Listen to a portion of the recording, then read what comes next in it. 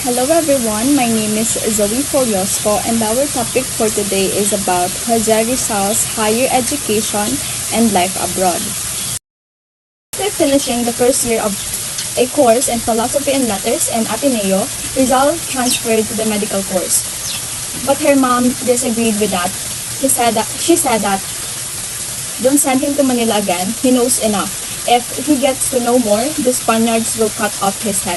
So natatakot pa rin yung mother ni Rizal na ipabalikin si Rizal sa Maynila dahil nga sa nangyari, kasi fresh pa rin yung nangyari din sa tatlong pare, which is Lagomburza, and na-witness ni Rizal kung paano sila pinatay. So natatakot pa rin yung mother niya na baka ganun din yung mangyari kay Rizal. So Doña Teodora vigorously opposed the idea that Rizal pursue higher learning in the university. April 1887, So, April 1877, nag-decide yung father ni Rizal nag-decide si Rizal na bumalik ng Maynila para mag-aral ng medical course. So, Rizal, who was then nearly 16 years old, imagine 16 years old, mag-isa ka na lang sa Manila kasi hindi siya sinamahan ni kuya niya Pasiano kasi baka daw makilala siya ng mga Spaniards knowing na si Pasiano ay close kay Burgos, which is isa sa mga pareng pinagutan ng ulo. So, matriculated in the University of Santo Tomas, taking the course on philosophy and letters. Father Pablo Ramon, rector of Ateneo, who had been good to him during his student days in that college, asking for advice on the choice of a career, but unfortunately he was in Mindanao. It was during the following term, 1878 to 1879, that Rizal, having received the Ateneo rector's advice to study medicine. During Rizal's first school term in the University of Santo Tomas, Rizal also studied in Ateneo. He took the vocational course leading to the title of Perito Agrimensor or Expert Surveyor. Rizal excelled in all subjects in the surveying course in Ateneo, obtaining gold medals in agriculture and topography.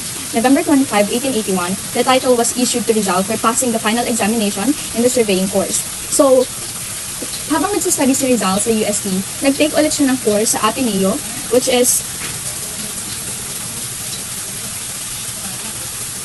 the surveying course. So, imagine, nag-medical course ka sa UST, then nag-take ka ulit ng isa pang course sa Ateneo, which is the surveying. Wow, it's totally no. Good day everyone, my name is Janelle Baisa. Today I'm going to tackle about the travel for Spain of Rizal. So first thing first, we all know that Rizal is good at writing. So before of Rizal's secret departure, nagsulat siya ng farewell letter para sa kanyang pamilya at sa kanyang mga kaibigan noong May 1, 1882. Yung kapatid niya na si Pasiano ay binigyan siya ng pera at si Saturnina naman ay binigyan siya ng diamond ring. And Jesuit priest gave him a letter of recommendation from the Ateneo authorities to the Jesuit fathers in Barcelona, Spain. Gamit ang apelyido na Mercado instead of Rizal, ay naging successful yung departure niya sa Spain. Since it is a secret departure, hindi siya nagpaalam sa mga magulang niya dahil alam niyang hindi siya papayagan ng mga magulang niya. So, ano nga ba yung secret mission ni Rizal sa Spain noong taong 1882 hanggang 1885? So, aside from gusto niyang ipagpatuloy yung pag-aaral niya abroad, ay gusto din niya na maobserbahan kung ano yung pamumuhay ng mga Espanyol, kung ano yung kultura nila, ano yung batas at yung gobyerno na meron sila sa Europe para sa preparations for liberating the Philippines from Spain tyrannical rule. So, on May 3, 1882, Rizal boarded the Spanish steamer Salvadora bound for Singapore. He boarded the Salvadora using a passport of Jose Mercado. Okay, Jose Mercado yung ginagamit niya, which was procured for him by his uncle Antonio Rivera, father of Leonor Rivera. He was accompanied to the quay where the Salvadora was mourned by his uncle Antonio, Vicente Galia, at Mateo Evangelista. Rizal in Singapore on May 8, 1882. During his stay to the Singapore, Rizal saw a beautiful island called Talim Island with the Susong Dalaga. So ano nga ba yung Susong Dalaga? So yung Susong Dalaga ngayon ay tinatawag ng Mount Tagapu or also known as Susong Dalaga. It is a conical peak on the lake island of Talim on Laguna de Bay or Debay, the largest lake in the Philippines. On May 9, 1882, Rizal landed in Singapore and registered at a Hotel de la Paz and spent 2 days on a sightseeing soiree of the city, which was a colony of England. Yung soiree po, it is a party or reception held in the evening. So, during his stay, si Rizal ay binisita niya yung famous botanical garden, the beautiful Buddhist temple, the shopping district, and the statue of Sir Thomas Stanford Raffles, the founder of Singapore in 1819. So, from Singapore to Colombo, Sri Lanka, or Ceylon. From Singapore, he boarded the Jamna, a French steamer bound for Europe on May 11, 1882. On May 17, 1882, Jamna made its stopover at the Point Gali. He noted that the Point Gali is a sea-coast town in southern Sudan na ngayon ay tinatawag natin na Sri Lanka, which is picturesque but lonely, quiet at the same time sad. Yung barko noon ay papunta sa north, and on May 18, dock at Colombo, the capital of Sudan. Nagsulat si Rizal ng Colombo is more beautiful, smart, and elegant than Singapore, Point Gali, and Manila. So, trip through Suez Canal. So, ano nga ba ang Suez Canal? The Suez Canal is an artificial sea level na gateway in Egypt na nagko-connect sa Mediterranean Sea and to the Red Sea. So, the Jamna sailed across the Indian Ocean to keep guardful stopping at Eden, where Rizal saw a camels for the first time. The ship then docked at Port Said in the city of Suez, the Red Sea terminal of the Suez Canal. So si Rizal po ay namangha siya sa iba't ibang lengguwahe na binipikas ng mga iba't ibang lahi. Dahil sa narinig niya yung mga lengguwahe nila ay namangha si Rizal. So habang naglalayag sa kanal ay nakarating siya sa Naples, Italy noong June 11, eager to explore the vibrant city with its bustling business activity and picturesque landmark. So, after briefly stopping at Napoli, the ship traveled to Marseilles and dumating naman noong June 12, 1882. Binisita ni Rizal yung famous Chateau d'If, where Dantes from the Count of Monte Cristo was imprisoned. Na-enjoy niya yung pagbabasa ng novel sa Ateneo. Noong June 15 naman ay umalis siya sa Marseilles, sakay sa train to Barcelona, crossing Pyrenees and stopping at Portbou para sa inspection ng passport bago makarating sa Barcelona taong June 16, 1882. Upon arriving in Barcelona, naging dismayado si Rizal dahil sa maduming inn at malamig na reception na kanyang tinuluyan. Pero noong tumagal naman ay na-appreciate niya yung city courage, yung hospitality, and the liberal atmospheres. So, the Filipinos from Ateneo warmly welcomed him, hosting a party at Plaza de Catalunya. The city vibrant culture, friendly people, and progressive attitudes contrasted starkly with his experiences in the Philippines. So sa panahon niya sa Barcelona, nagsulat siya ng patriotic essay si Rizal called Love of Country or Amor Patrio under the pen name Laong Laan. Binigay niya ito sa kanyang kaibigan na si Basilio Teodoro Moran, who published it in the Diaryong Tagalog, yung kauna-unahang Manila newspaper in both Spanish and Tagalog. The Tagalog text was the translations made by Marcelo H. Del Pilar. I'm sorry sa mga manok. Don't mind that. Okay. So let's continue. The essay urging Filipinos to love their countries and aspire them for freedom and dignity was published on August 20, 1882. So, Rizal's nationalistic fervor caused sensation among readers, leading him to write more articles like Los Viajes or Travels and Revista de Madrid, or in English, Review of Madrid, hanggang sa tumigil yung operasyon dahil sa kakulangan sa budget. Thank you. And that's the end of my presentation. I hope you understand the topic, and thank you. Good day, ma'am. My name is Mergel Baron, and now I'm going to tackle about life of Rizal in Madrid. So, on November 3, 1882, Rizal was enrolled in Universidad Central de Madrid under the course of Medicine and Philosophy and Letters.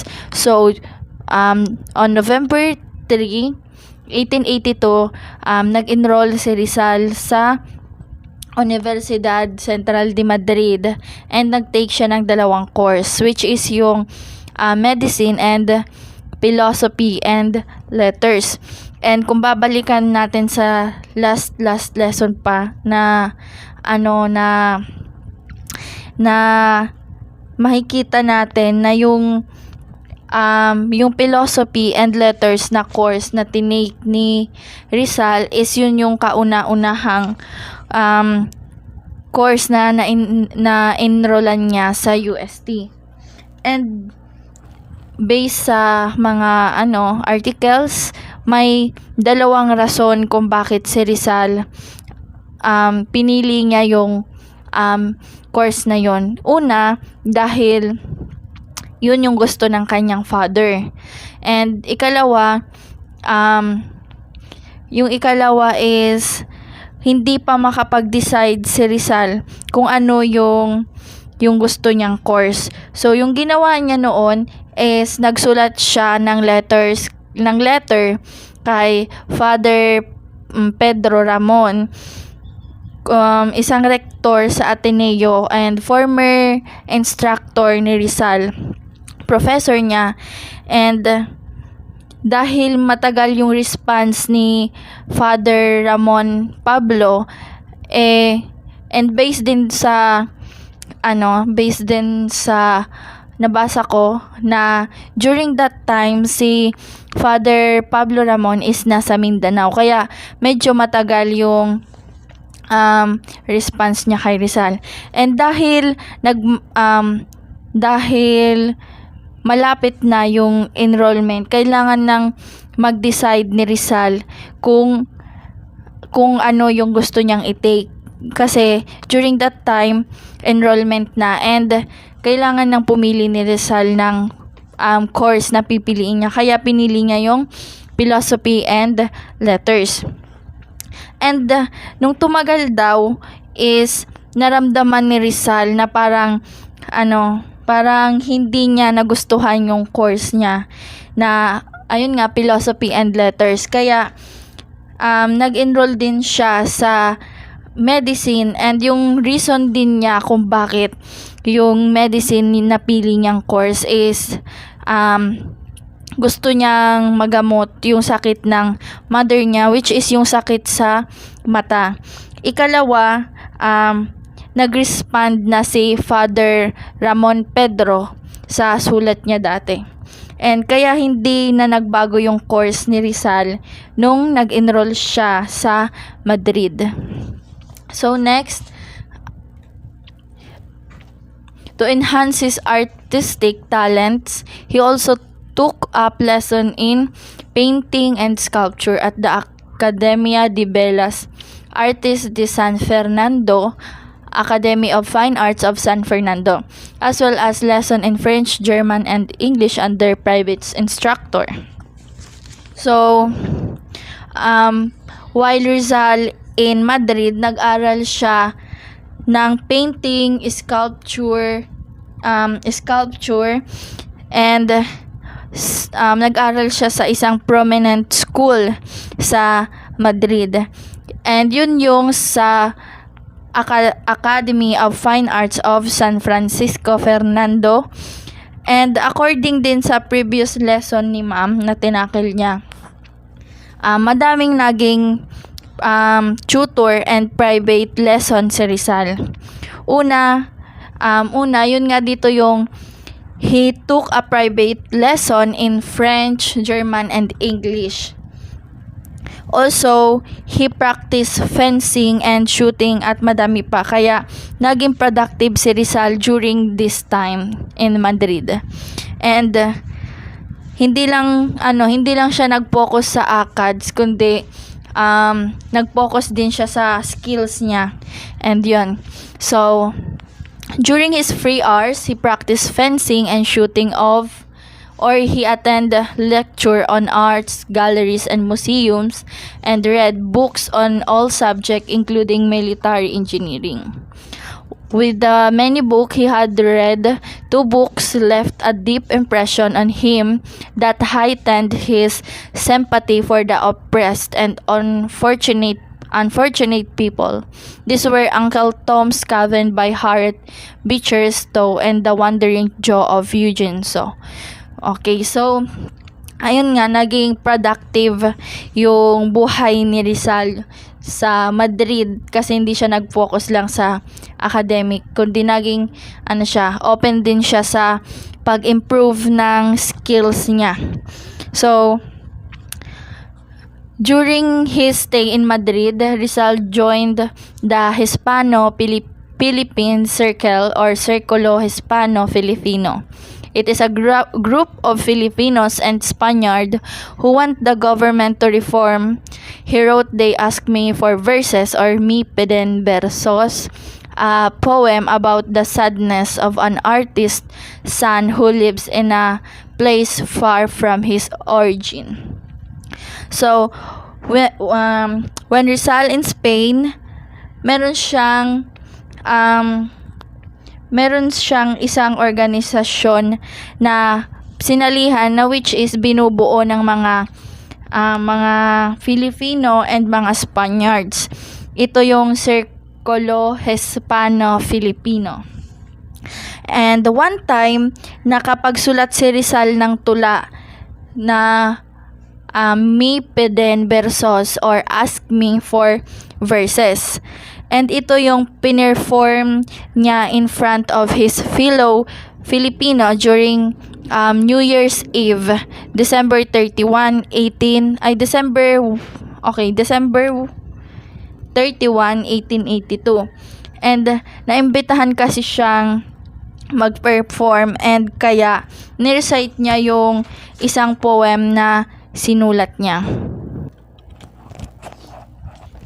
And makikita nyo sa screen, naka-pop up dyan yung verse nung "An expert from, they ask me for verses, me piden versos." So, while in my childhood years, as I at her son, I could keep smiling. In my breast, I felt a boiling, a volcano that sears. Avard was I caused with my verse, and breath I'd say to the swift wind, "Fly her greatness, lift and forthwith make it known. Sing it from zone to zone, to the firmament from the earth. I left her my native shore, a tree left less and dry. It no longer repeats the sight of my melodies of yore. The vast seas I did cross over to change my lot was my dream, which my madness did not seem to note, that instead of the good I sought, the sea with me bluffed with death's apparition grim." Rizal in Paris, 1883. On July 17, 1883, Rizal traveled to Paris and visited the different tourist spots in the city. The museum, the beautiful boulevards, Champs-Élysées, the Opera House, Cathedral of Notre Dame, the Arc of Triumph, Madeleine Church, the Column of Vendôme, the Enveils containing the tomb of Napoleon the Great. He had also the opportunities to visit some restaurant in Paris. So during on July 17, 1883, pumunta si Rizal sa Paris para mag-visit ng mga different tourist spot. And ayun nga, yung mga pinuntahan niya is example doon yung the Opera House, Cathedral of Notre Dame, the Arc of Triumph. And si Rizal during this year, napagkamalan siya ng mga Parisians na Japanese. Kaya that's why yung mga food, yung mga accommodation niya, yung lodging and entrance fees, tinaasan nila kasi nag-base sila doon sa nationalities and hindi nila alam Filipino si Rizal and hindi siya Japanese. And nagsulat din siya ng letter sa family niya na sinabi niya doon, he stated that Paris is Europe's most expensive capital. So ayun, nagsulat si Rizal sa family niya na yung Europe daw, yung Paris daw is the most expensive capital. So ayun, napagkamalan kasi siyang Japanese. So he could not afford the high cost of living in Paris. So he decided go back to Madrid. Kaya nung time din na to, hindi parang napansin din ni Rizal na hindi niya afford na mamuhay sa Paris. Kaya nagdesisyon siya na magbalik sa Madrid.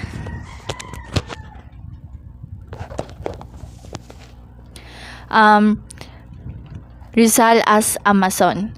Rizal was impressed by how openly and freely the Spanish Mason criticized government policies and lambasted the friars, something that could not be done in the Philippines. March 1883, he became a member of the Masonic lodge known as Acacia in Madrid with the Masonic name Di Masalang. His motivation for becoming, so ito, March 1883.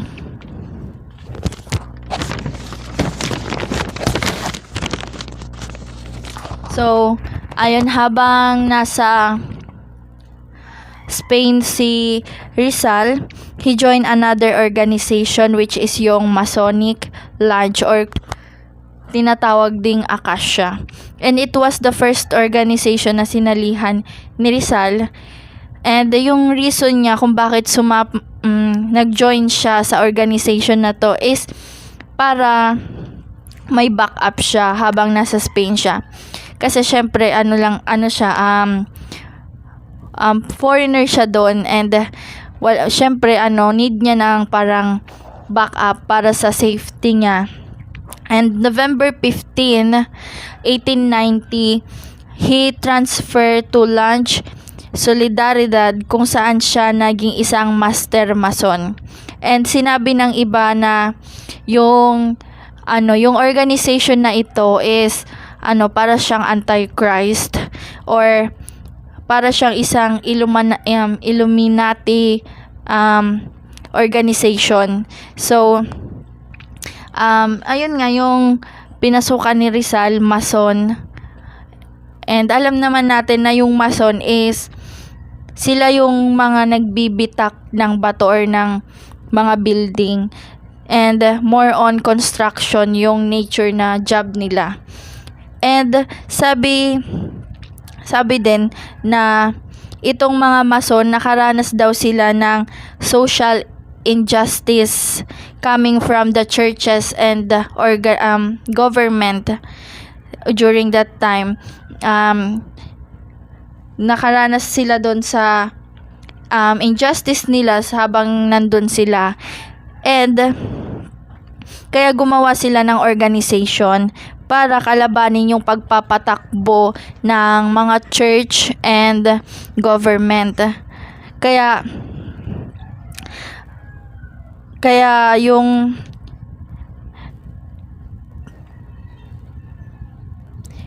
ayun nga, kaya they are hindi naman masabing mad sila sa religion itself, but they are mad how the government and the church parang kung paano sila magpatakbo ng sistema during that time.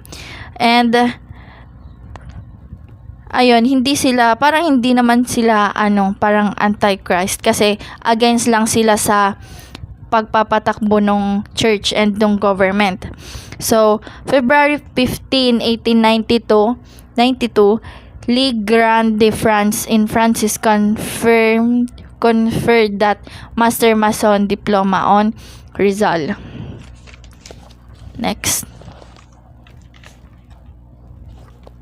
During a time of financial struggle in Madrid, Rizal and other Filipinos found inspiration in the success of artist Juan Luna and Resurrección Hidalgo.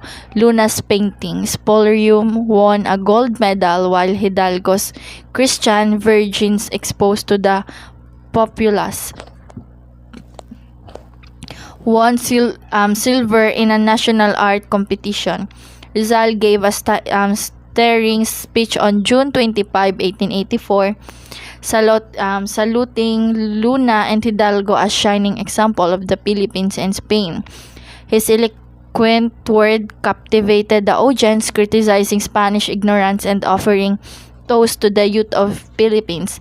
Mother Spain and Filipino parents with children studying in Europe. The speech received enthusiastic applause for its novel sentiment and eloquency. So ito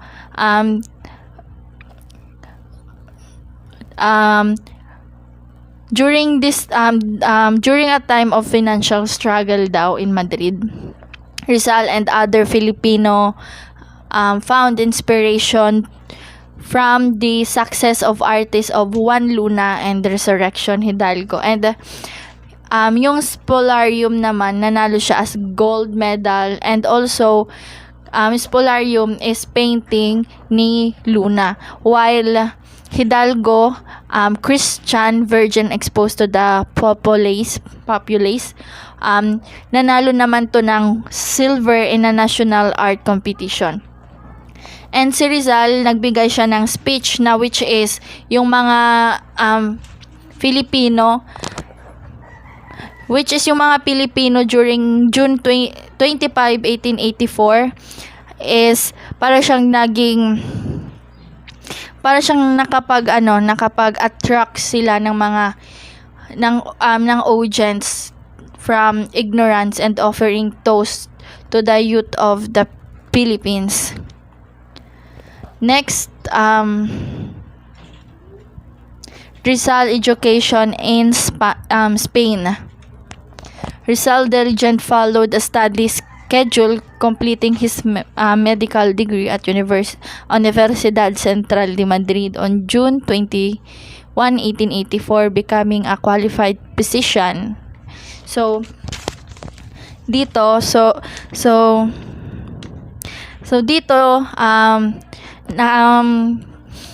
pinapakita dito na si Rizal natapos niya yung dalawang course na tinake niya, and kung saan nabigyan siya ng license as license in Doctor of Medicine degree in 1885, pero hindi niya agad nakuha yung lisensya. And in following years, he passed all his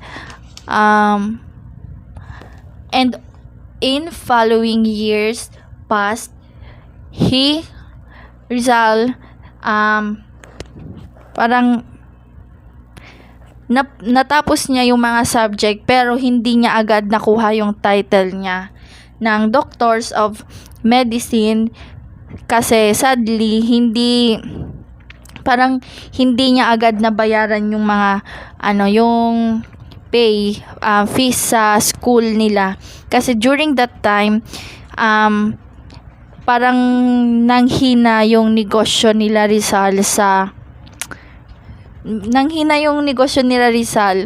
sakahan, sabi dun sa nabasa ko. So ayun, pero gladly nakuha niya pa rin yung yung title niya, and dahil nakapagbayad si Rizal. And June 1885, after makuha ni Rizal yung lisensya niya bilang doktor, nabigyan naman siya ng isa pang lisensya para sa philosophy and letters with the rating of excellent, or in Spanish term sobresaliente.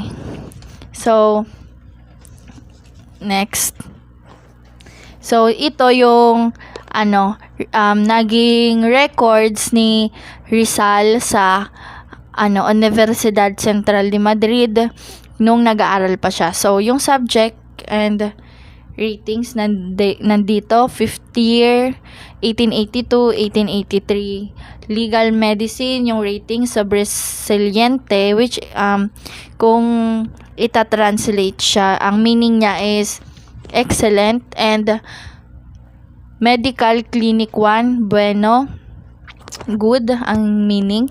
Obstetrical clinic, aprobado. Surgical clinic 1, bueno. Sixth year, 1883 to 1884, Medical Clinic 2, Bueno, Surgical Clinic 2, Notable. So, sa doctorate in medicine naman, subject and ratings ito, advanced normal and pathological histology, sobresaliente. History of the medical science, aprobado. So, surgical analysis applied to the medical science, bueno. And Lesciente in philosophy and letters. Subject, during on 1882-1883, general literature, sobresaliente. Universal history 1, saliente. So, 1883 to 1884, Greek 1, sobresaliente. Greek and Latin literature, sobresaliente. Universal history 2, sobresaliente. 1884 to 1885, Arabic language, sobresaliente. Spanish language, sobresaliente. And that's all po sa reporting ko. Thank you po.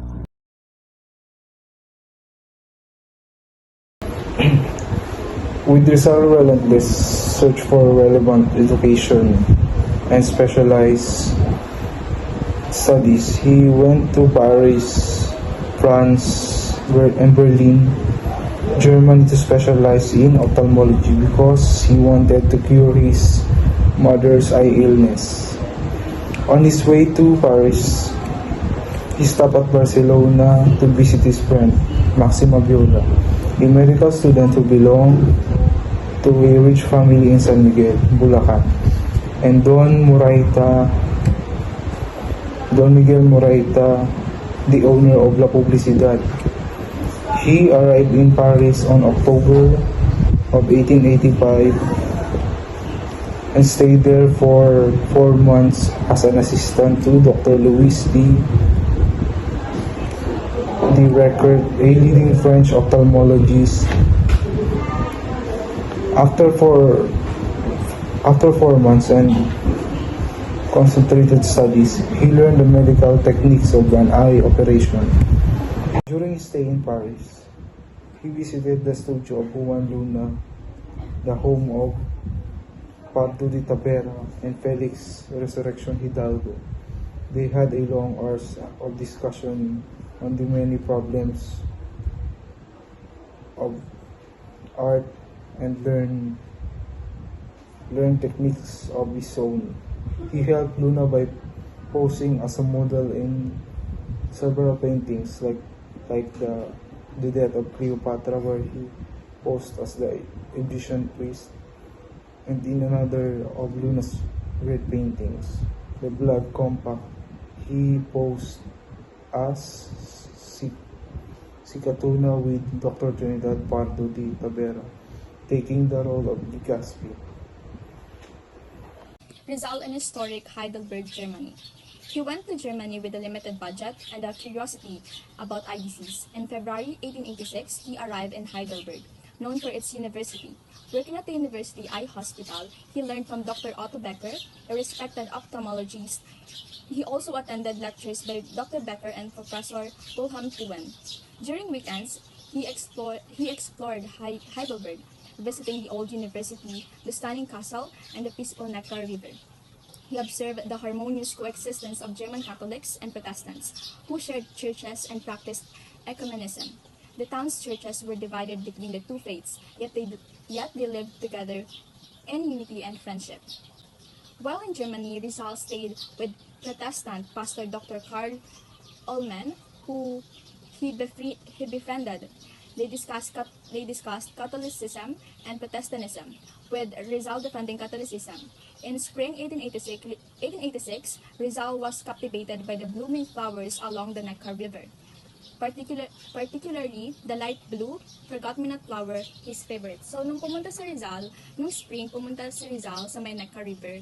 Then, dun sa may Neca River, sa gilid nun, merong tumutubong light blue na flower, which is, ang pangalan ng flower is forgot-me-not. Naging favorite yun ni Rizal. Isa yun sa naging favorite ni Rizal na flower from the Heidelberg. So, Rizal wrote to the flower of Heidelberg in Heidelberg, Germany on April 22, 1886, inspired by the beautiful flowers by the Neckar River. He expressed his longing for his homeland. The poem conveyed his love and faith in the Philippines. So na-inspire si Rizal nung nakita niya yung mga flowers na yon. So gumawa siya ng poem entitled To the Flowers of Heidelberg. So yung poem na yon, inspired yon sa flower na Forget-Me-Not. So in-express ni Rizal yung pagka-miss niya sa homeland niya, which is the Philippines. At ang nilalaman din ng poem na yon ay yung pagmamahal niya at faith niya sa Philippines. So, we have here the sample or the poem that Rizal wrote. So, you can pause it and read. We have here English and also Tagalog. So, you can post it if you want to read. So, it is a beautiful poem kasi In 1868, Rufino Baldesor Hernandez authored Arithmetica and its Spanish in Tagalog, sent to Ferdinand Blotemetre by Jose Rizal and Blotemetre. Reciprocated with the books, sparkling a lifelong friendship. Rizal was moved by the University of Heidelberg Gold Anniversary celebration in 1886. Just before the departure, cherished the city, beauty, and hospitality we wonder was ever returned. Rizal felt proud of his linguistic skill when writing to Professor Ferdinand Blumentritt. In a German letter on July 31, 1886, aware of Blumentritt's interest in the Putin's language, Rizal highlighted his own frequently. I have heard that you are studying our language and that you had already published some word about it. For me to send you a valuable book to write in the country and our language. The Spanish version is curious because the author is only modest writer, but the Tagalog part is good and it's previously the language spoken our